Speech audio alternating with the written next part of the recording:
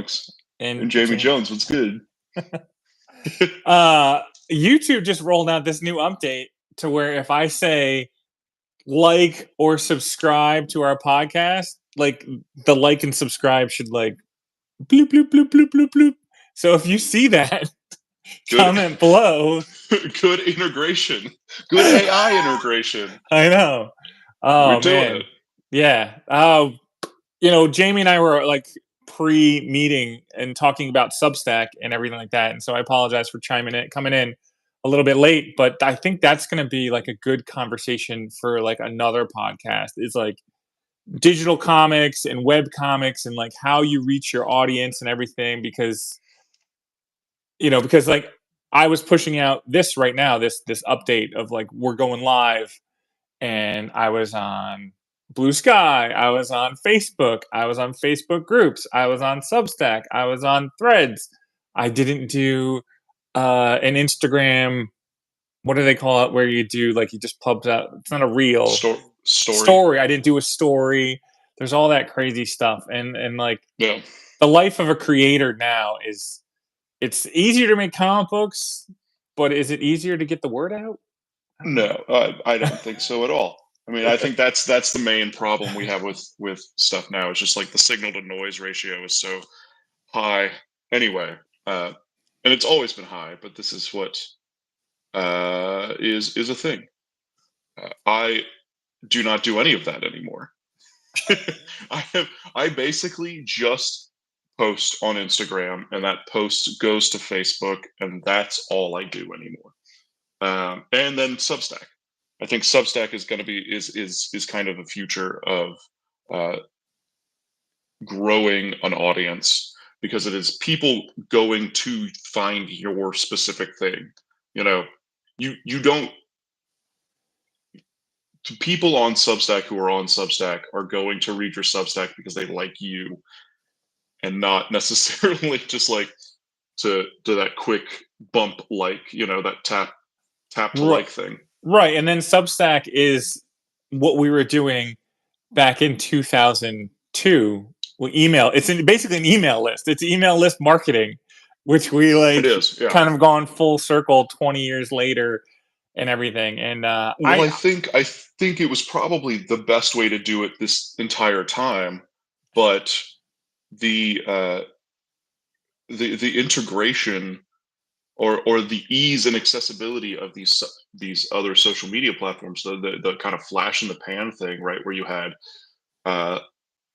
you have something go immediately is better, and growth and discoverability was better on those sites back. Yes, I was going to say back in the 5 years ago.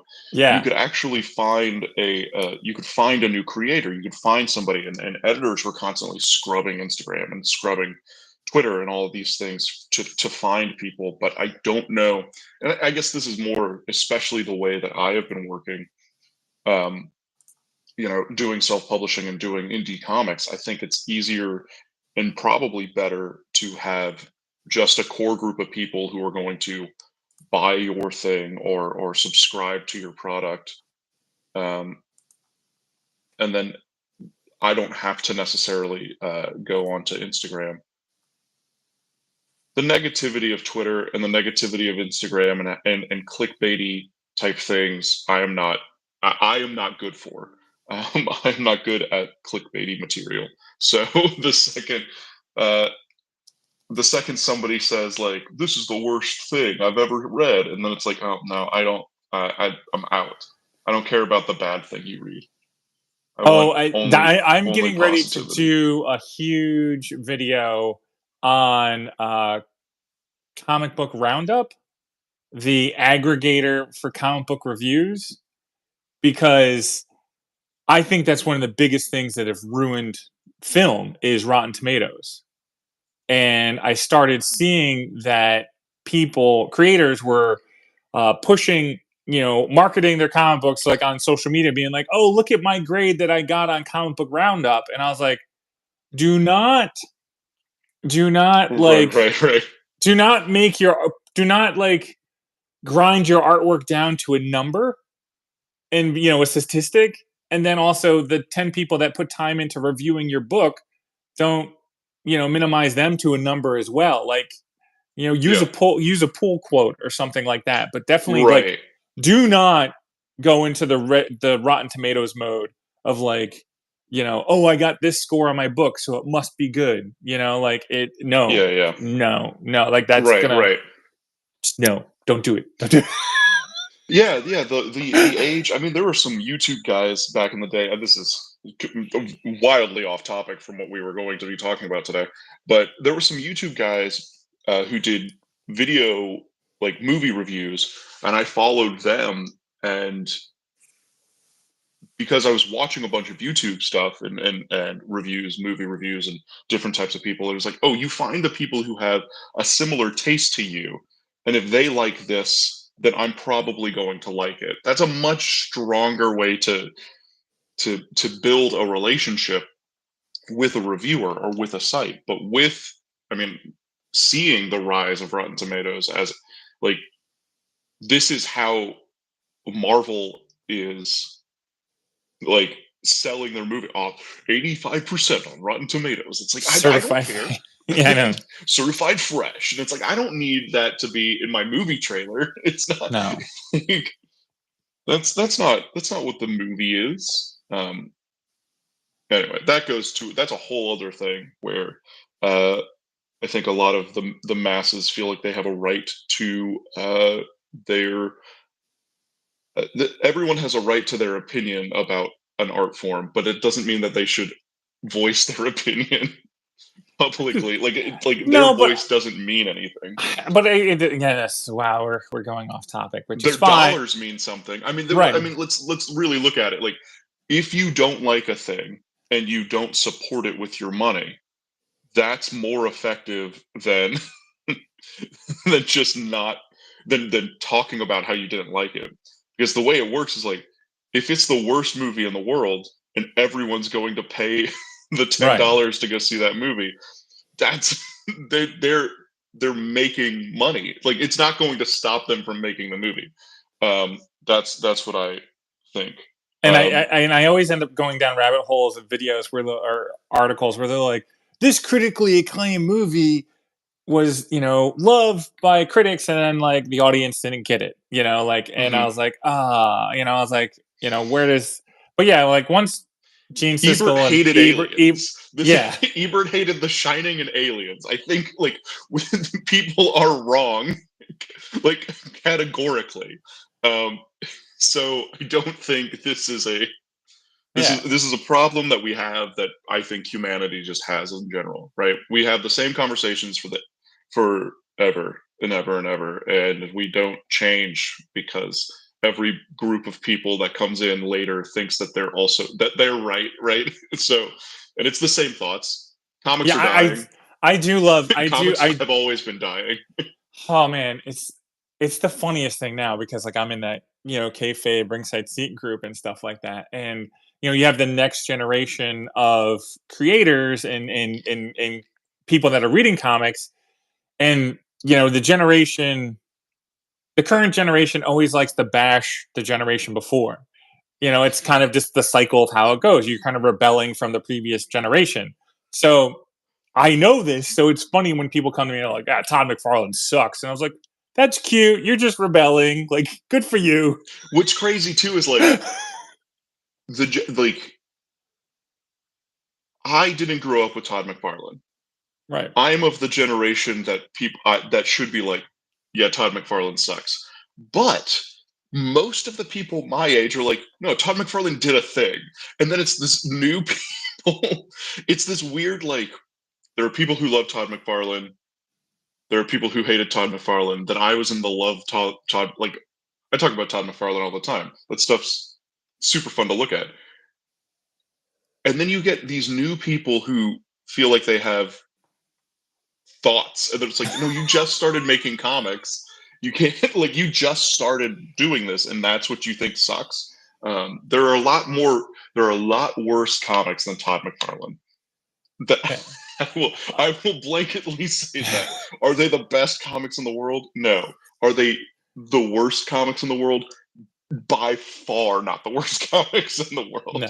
But I'm like looking at my wall, and I know as like when I was a kid, I was like, oh man, like I love what Jim Lee and I love what Tom McFarlane are doing.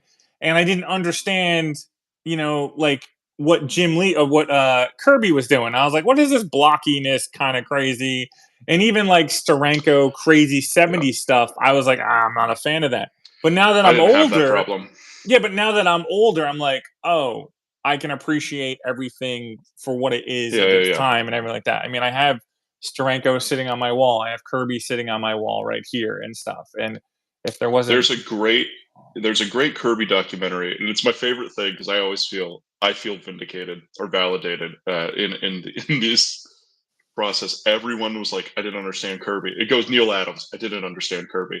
This other like Frank Miller, I didn't understand Kirby. I didn't understand. And then it gets to Walt Simonson, and he goes, I was just smarter than all those guys. I understood.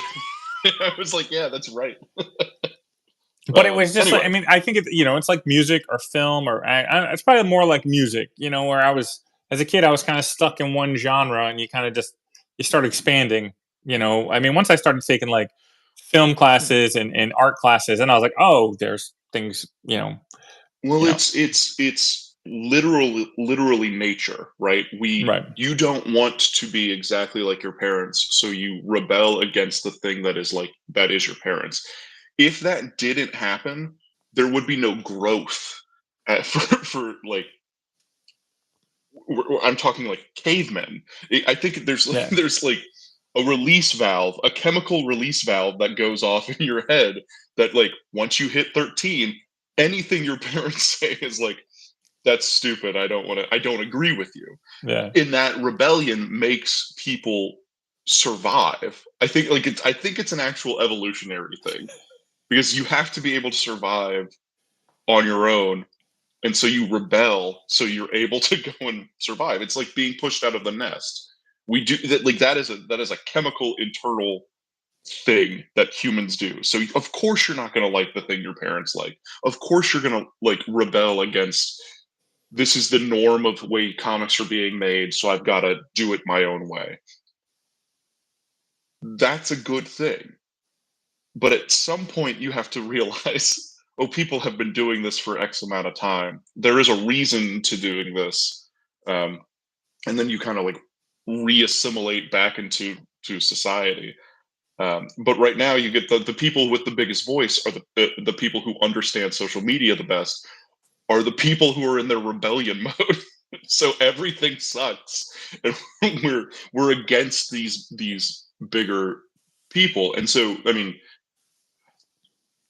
social media is such a small drop in the bucket of what people are who are actually consuming any kind of thing. Yeah, I Um, want that number of like how many people on Twitter there's a actually great buy books. so it's like 5%, right? Right, Yeah. that's the Mark, the Disney did a study, like a deep study in it, and Mark Miller was talking about it on one of his podcasts on Miller World. I think the episode with Rob Liefeld, and he was like, the people who are active on Twitter who are actually reading the comics, it's like 5%. It's 5% of people. So it's or 5% of the buying audience. It's nobody. Yeah. It's such a small number.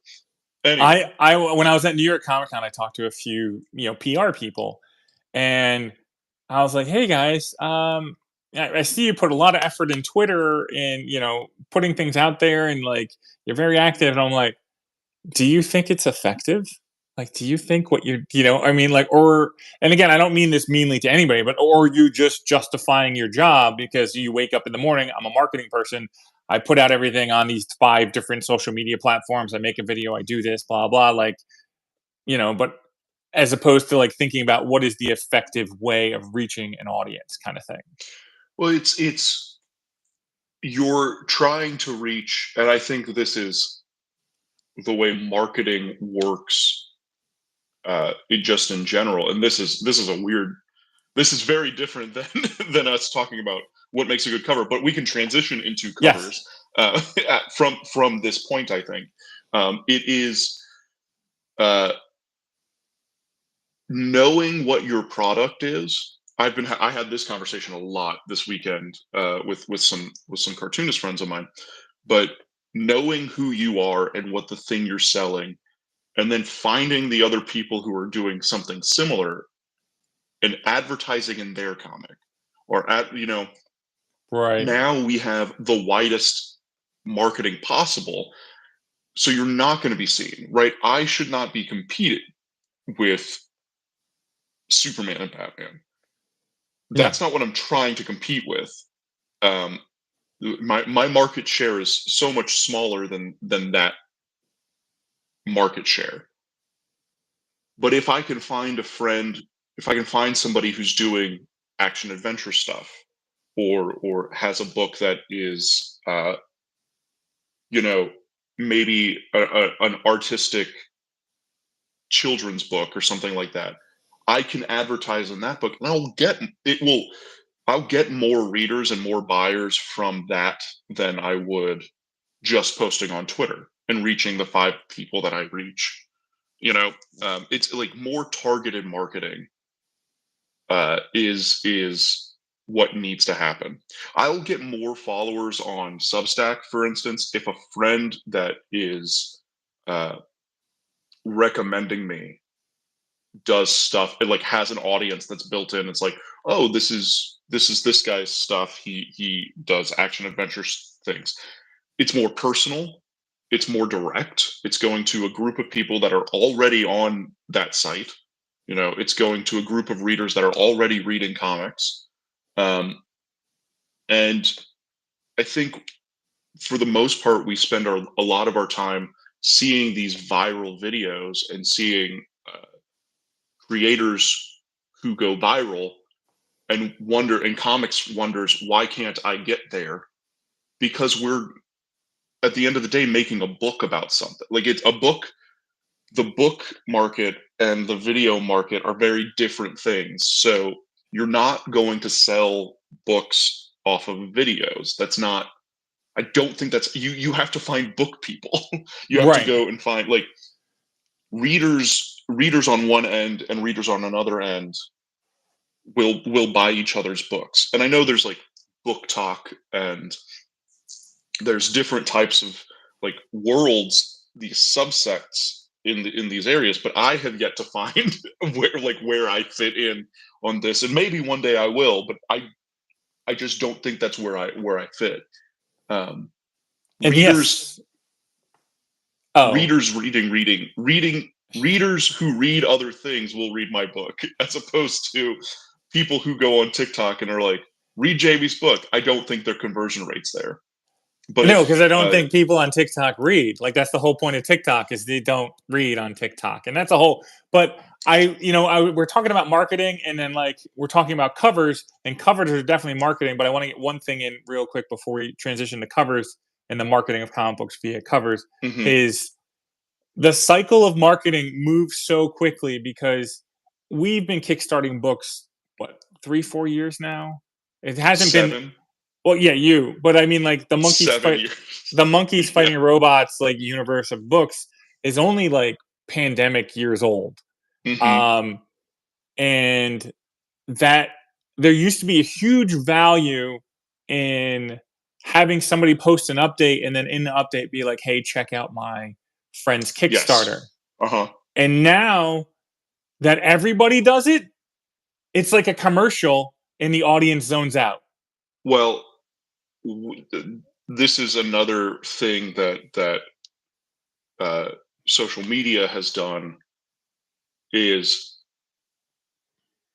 we are just talking to the same people.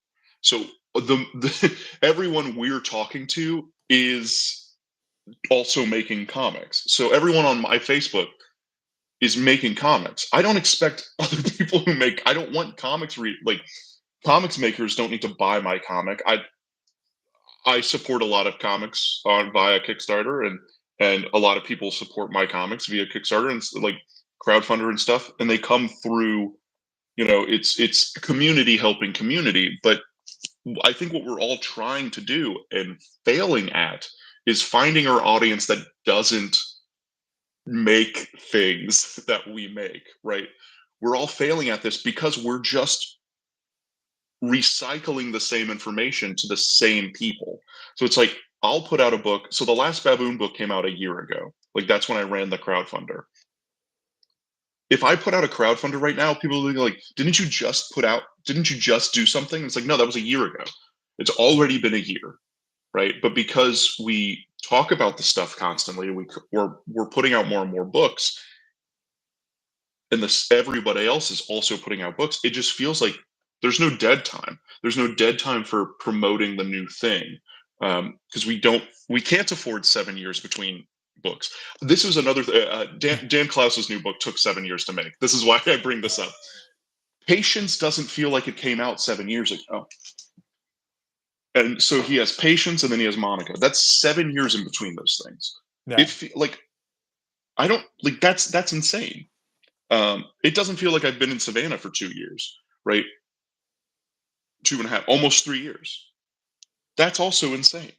Yeah, I remember time doesn't mean as much, right? Like, the time in between things don't mean as much. So so how do you grab an audience that's outside of your makers of comics, right? That's the new thing. That's the way to go. Yeah. And I'm a person who's in comic books, and I'm still, every Wednesday, I'll be like, oh shit, I didn't realize this book was coming out. I didn't realize that book was coming out. Like, and I should know when this stuff is coming. Right. There's so many books. You should know, because you work in a different field of comics, but there's so many books. But there's just so much. There's so much, right? Jacques had a new book come out this week, Gone, and a new publisher, Distillery, and I was like, hey, when did that? When? And I emailed the publisher. And that's crazy, because they've been talking about that forever. Like, it feels like that book came out at the beginning of the year. Yeah. For me, that's when that book came out. I didn't realize it. They announced that last New York Comic Con. Wow. That's what's crazy about just the way marketing has worked in comics too. Is it used to be you would find out about a cool new book 2 months out, or a month out. Now it's like we have to publicize these things for a year and then they're like, and now it's launching, and are you hype? And of course it never lives up to the hype, because it's a comic book, and comics are read in 15 minutes max, right? Like, so you hype yourself up for these things, and then it comes out, and everyone's bummed on it because it comes out and you can read it so quickly. That's another side thought. But it's just, it's just, this week was the week where I was like, oh, I missed Jacques' book. Like, Captain America 2 came out, Wonder Woman 2 came out, and there was another, and I'm blanking on it, as an Image book that came out, and where it was the second issue, and I was like, wait, where didn't, I was just behind. I was like, we're behind on everything like that. So, sure. There's definitely, that could be, again, we should just write down all these podcast ideas. Like, are they producing too many books? Yes, they're producing too many books. I think we're also just talking about them too long. Okay. For far too long. I've been hearing about the new Transformers book for a while, and then it came out and everyone was like, yeah, Transformers is great. And now we're like, when's the next one? I think we live in a world where, they'll put every episode of the new Stranger Things show up on the same time, right? So we live in this like quickly digestible entertainment world that is presented to us immediately. And so the waiting between months becomes a thing where you're just like, oh, I read the first issue, and wait, it's been 3 months. Like, how did I forget about that? There's no events. This might also look to the quality of the things that are coming out. If you're forgetting about the book, is it doing what the book should be doing? That's really my focus on what I do is I do my best to review number one issues, so that right. Well, the general public have a different job, right? And so I'm always trying to catch up. But I also think you and I have two completely different experiences at our local comic book store. One, I can't stand lying, and nobody talks to me. You're like buddy social hour when you go there, so I feel like you get like better conversation. Right. Right. Right. You know, like where you get to talk to people about comic books. Where I've gone into my comic book store on Wednesday and there's a few people walking around. I'm like, hey, what's going on? You know, like, and they won't even. They're Right. just like, here's your books, and like, and I walk around and there's like one or two guys that I've been like, hey, what's up, man? Have a new comic book day, and they're like, why are you talking to me, weirdo? And I was like, because I'm trying to make friends. Yeah. The owner of the comic shop invited me to a Halloween party. So Yeah. It is a different world. But yeah, that's so let's transition, because now we're talking about comic shops, and I think this is the biggest thing for covers and selling of books is the curation. I guess this ties into our entire conversation, right, as we get to it. So great. We've been talking for 26 minutes, and now we're going to start talking about the interesting things, or the things that we're talking about. The title of our podcast. The title of the title of it the took episode. a long time to get there, but it's all marketing. It's all marketing. Right. It's all marketing. It all gets to this point. Covers. I guess this is now the new thing. Do covers sell books? No, I want to sell book. I wish it's the new marketing. Do covers sell book? Do covers sell book? Well, what is comic? Do covers sell book? Or is it the people that you have a relationship with that are actually selling the book? I sell a lot of books at the comic shop that in Savannah. They always have my stuff in stock. Whenever they're out, they re-up their orders. It's great. I've been here for 2.5 years. I don't know how many times I've re-upped orders with them. They've bought so many books and they've sold so many books, and that's really great. I don't think I have extremely captivating covers. They are painted. The second I will say, I think the second book's cover is solid. But you can, like, when you're going and looking through a wall of books, they do the big wall of books thing. And it just all looks the same color. What's the cover that's going to pop out? It's probably going to be the new Scotty Young cover, because it's white. Right? If it's the Marvel one, it's like white with a figure, and it's like a little comic strip. So it does stand out because it's like Batman's all black, Wonder Woman's a black cover, everything's a black cover or a dark purple color, and then you get a pop of white, it sticks out, and people are gravitated towards that. Of course, the Scotty Young cover I have is, I know, what's the Scotty Young cover I have?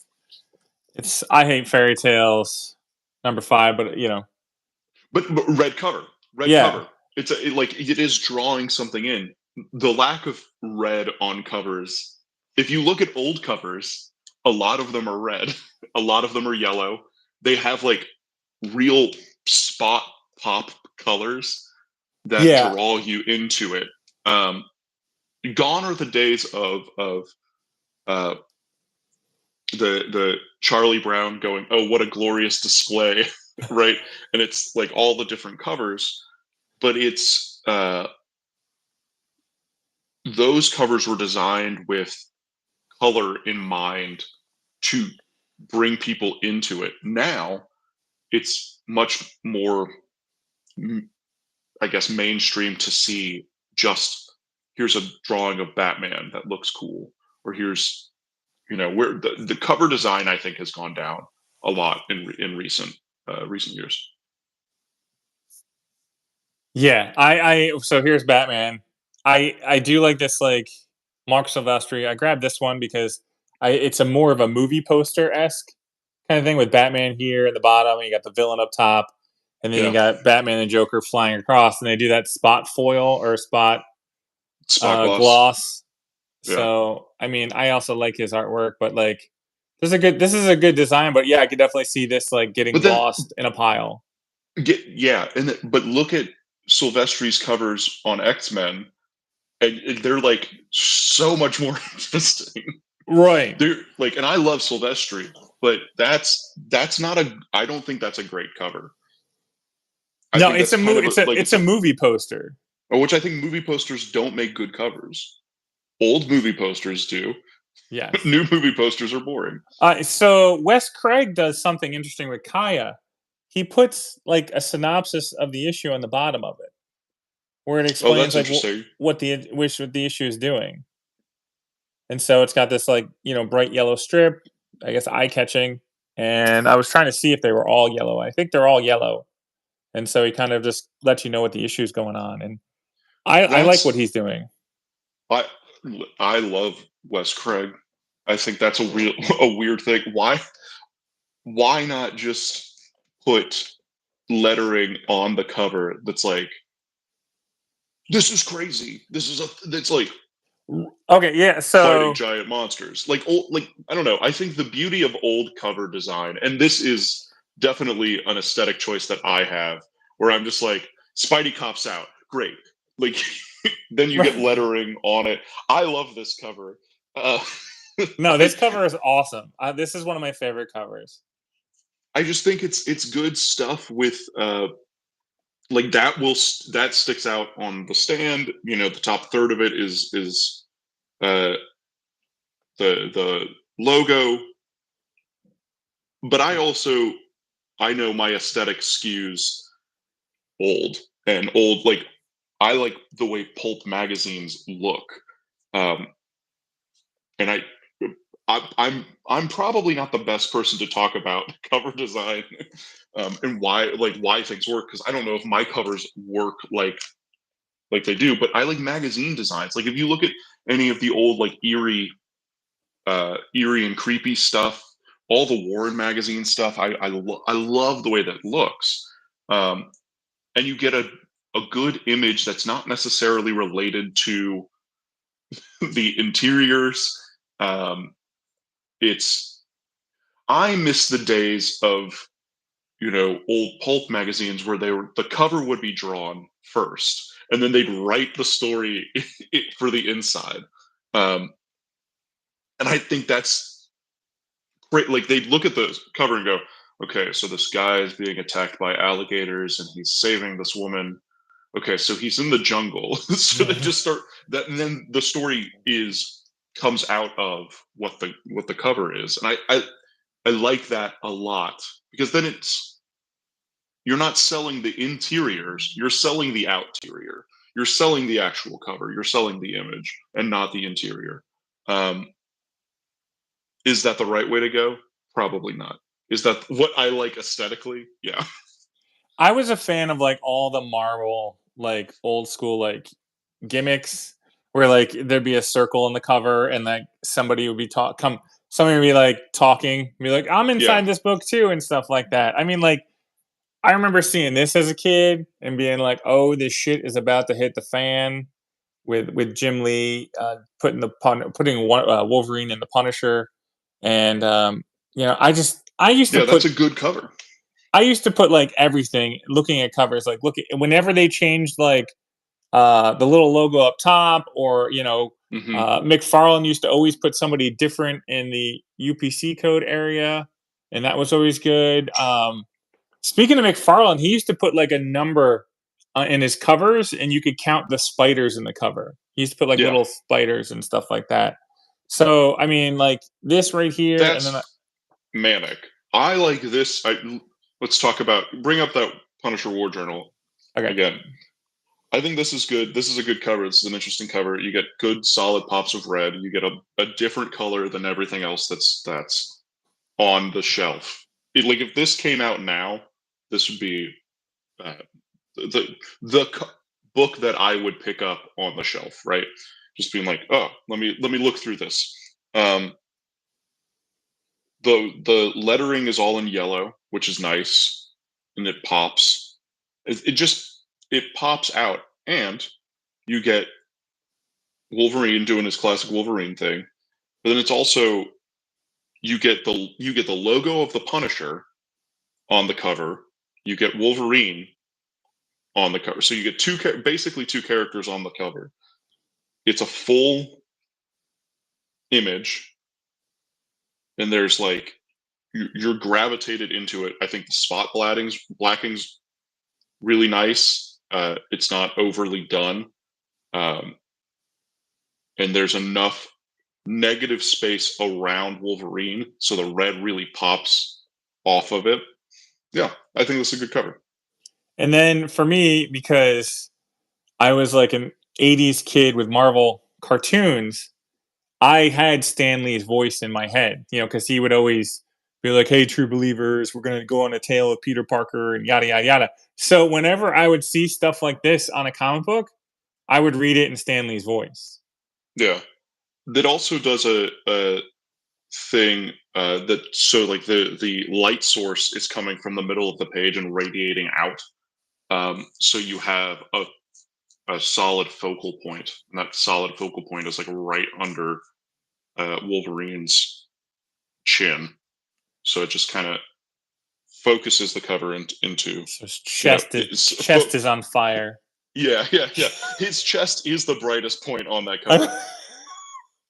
Where that light source actually is, but it doesn't matter, right? Like, it makes a good, compelling image when you're uplit like that.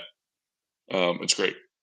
Yeah, because I was like, started looking at him like, Wolverine's got gloves on, but I think that's it. Yeah. So, but what else do I got? I mean, this was another iconic cover for me as a kid, the Fantastic Four. When like, I don't think people talk about this enough, but like back in the day, there was never crossovers. Like if you were Amazing Spider-Man, you stayed in Amazing Spider-Man. Like you didn't go over to X-Men. You didn't do any of that like crazy stuff. And then like the late 80s, 90s happened, and they're like, oh, Punisher is gonna help us sell comic books. So like we'll pop, or Wolverine or Ghost Rider, and we'll start popping all these different characters and everything. And I mean, that's also an interesting conversation of like how Marvel did that, because like it didn't happen for a long time. This is also a great cover for Yellow. Yeah. Great cover for Yellow. What's the complementary color for Yellow is blue. So you have the Fantastic Four's in blue. The pop behind them is yellow. You get every character is basically a full figure. Yeah, no, it's all full figures. You get this cool. You get the Rosebud too, which is so you get some Citizen Kane. You get a little culture with your comics. Yeah, this is a good. I mean, does Simonson make a bad cover? I don't think so. It's energetic. There's a lot of things going on, and it's just fun. It's just a fun cover. It's hard to talk about covers objectively. I guess this is now, let's get into minutia. The lines, the speed lines that are going around the figures, they end, so there's a slight halo around all of the characters, which makes it, I think, pop a little bit more. Characters are now in front of the speed lines.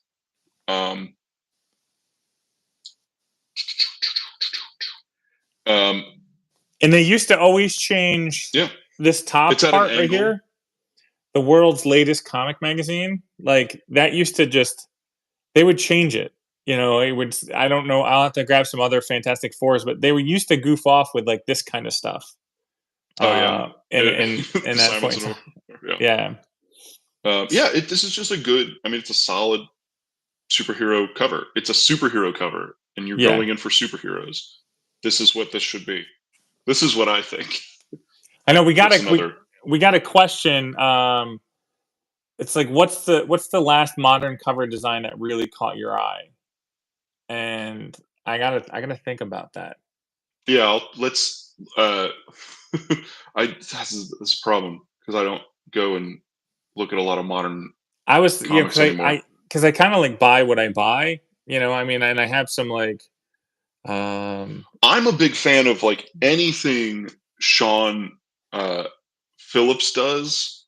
I love the cover to Pulp, which I think is great. But this also doesn't just get the major new comics, right? Let's see if I have anything.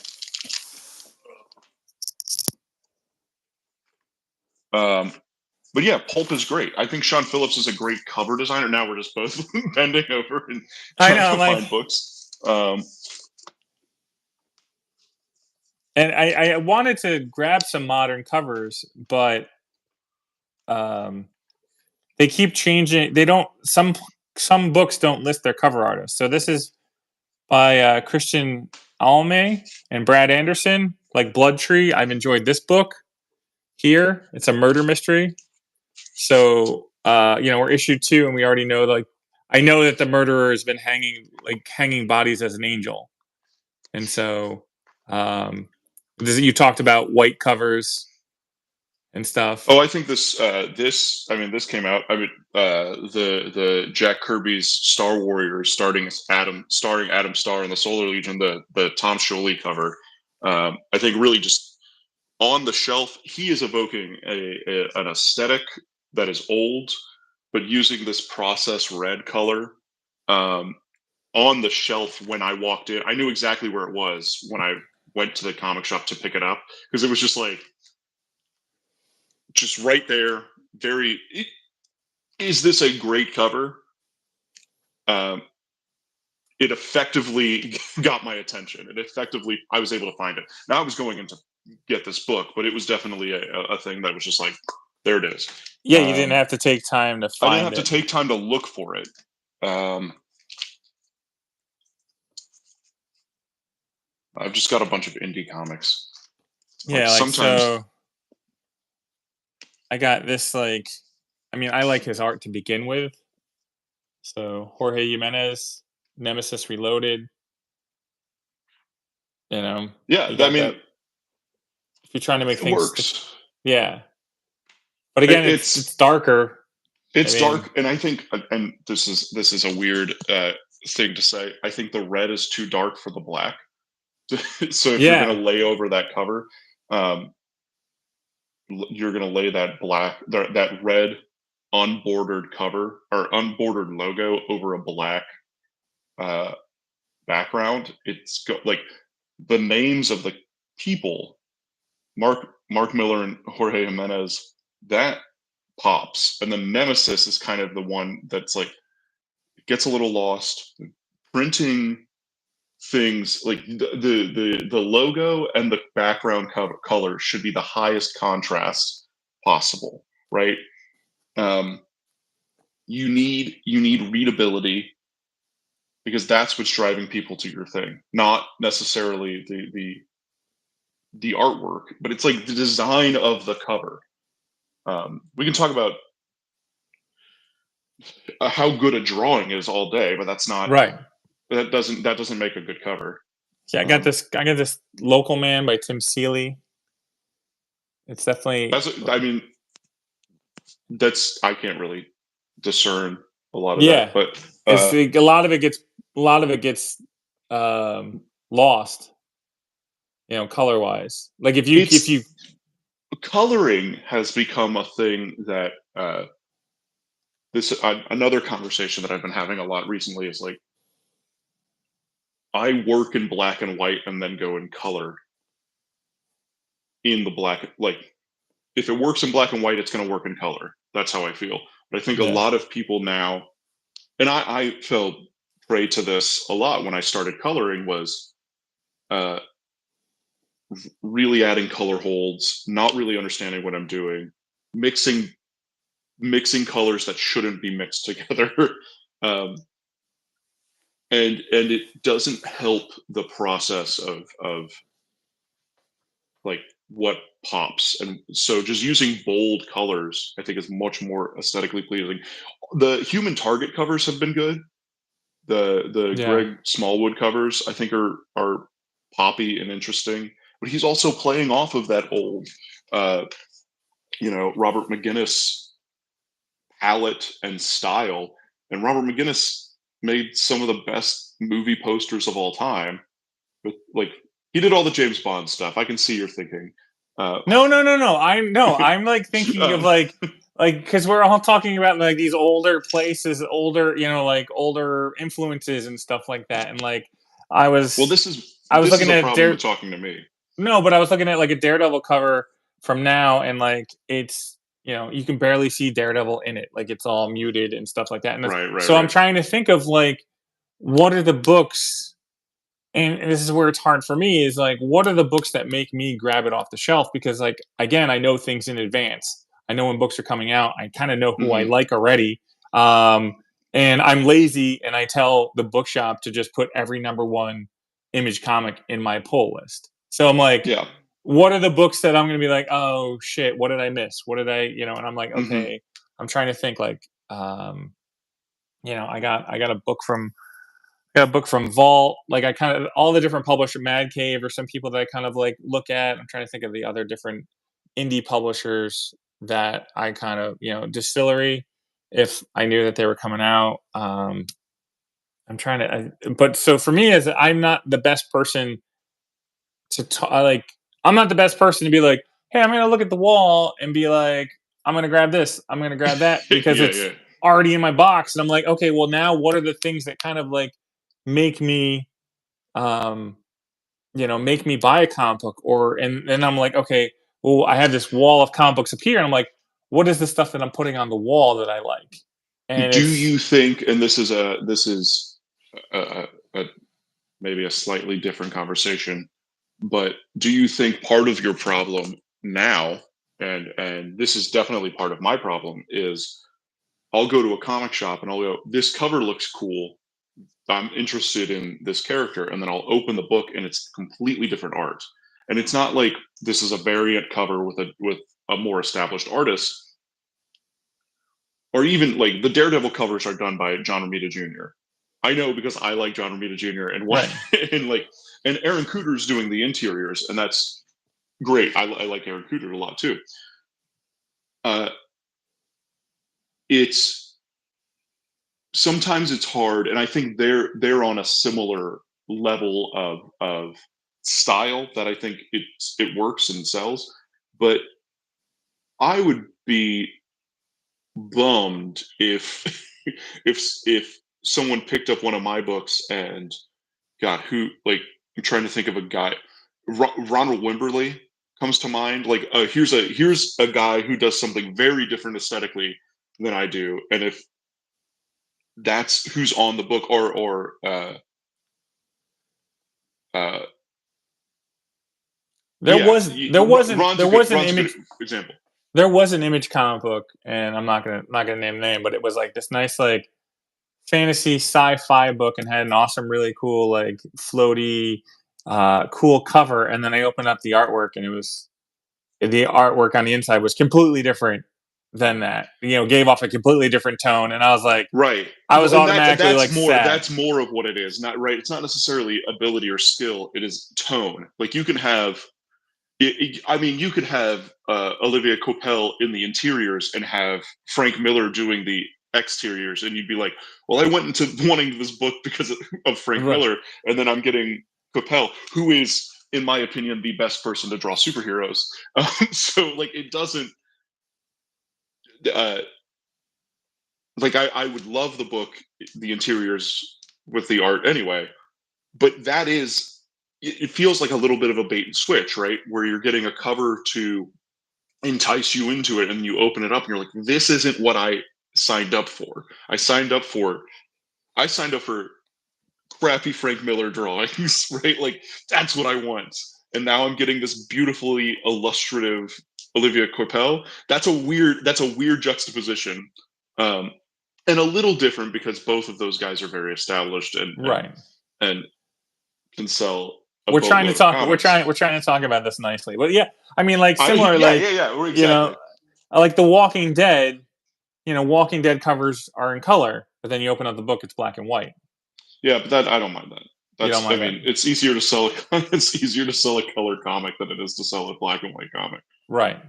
Yeah. Blanketly, we're not in No, the I mean, '80s like, anymore. it would, you couldn't sell like a Walking Dead black and white cover. Like, if that was your first issue and your cover was black and white too, like, Yeah, that'd be that'd like, be bonkers. nobody's buying that. Right. But I mean, the people have been talking about this for a while. I Oh, we've mean, been talking about this forever. no, but like, just in general, that like cover design had people. There's a feeling that cover design has kind of gone downhill a little bit. Well, we Or it's also, I different, or remember it's when different. I designed covers for when I did Quarter Killer at Comixology. I looked at I took screenshots of what the marketplace was for it, and I would draw in a cover to see like how it would format and how it would look. And one of the things that I realized is they had a white background with a bunch of black, like just then the tiles of the book. So I designed the covers to be white. So you would be scrolling through, and it'd be like just a pinup of a character, really. You'd be scrolling through and be like rectangle, rectangle, rectangle, rectangle, rectangle, just a character with with a Yeah. logo, rectangle, rectangle, rectangle, rectangle, rectangle. And so I designed it to be inviting for somebody to be like, "What? Why does this look wrong? You know, let me click on it." Um, Whether or not that worked or not doesn't matter. But they changed, and then you're not in charge of it, and they changed that immediately. Like they changed the. They were like, "Oh, now it's a red background," and I'm like, "Well, that doesn't work anymore." Like Yeah. my idea doesn't work, but that's the kind of thing that you have to consider. I did beer can designs for a while. Going into a shop, taking a picture, and going, "What colors are missing?" Nobody had a purple beer can. Nobody. I was like, "I'm just going to do a solid red beer can, a solid yellow beer can, a solid purple beer can." That was my design choice, and doing that, realizing what is on the shelf, and going, "This looks different than this." Is that going to draw the eye towards something? It's the same with the Shioli cover. It's like an off-white and red cover. It's a different look than anything else on the shelf. So your eye just gravitates towards it for no other reason than it is different. Yeah. And I think that's an important consideration in designing a cover. I'm also tired of homage covers. That's going to be my last stance. Don't do an homage cover. They're boring. Oh yeah, We've like already amazing, seen it. amazing. Spider-Man #1, Spider-Man Yeah. pose. If I see another ama- Action Comics #1 cover, I'm yeah, done. no. But those are also the people that like don't like McFarlane, but they're like, oh, look at this cool cover by so and But so. they'll use his Yeah, McFarlane cover. I know. Yep. Oh man, it's. I'm looking at my wall, and I'm definitely like the '60s comics were just fun. You know, like there's a fun element to them. Well, comics aren't fun anymore, Matt. I don't know if you know this. Biff Bang Pow, comics aren't for kids. I don't know if you've ever heard that before, but This is comic books are for 40-year-old men. no sidebar. Yeah, this is definite sidebar. I read the new Alan Scott Green Lantern, and I was Yeah. reading it on my phone, and I was at my kids' gymnastics with like little kids and parents around me, and there was like 4 pages. The book is good, but there was 4 pages of shirtless men in bed, and I was like, oh, I have to put this away. I don't need a parent looking over my shoulder, being like, "What is this guy looking at?" You Yeah. know, and I was like, "Oh, I get that problem all the time when I go to comic shops, or when I go to coffee shops, and I'm reading a comic, and I read a lot of like weird indie comics stuff too, and it's like, okay, and now now I put this one away and yeah." pick up another book.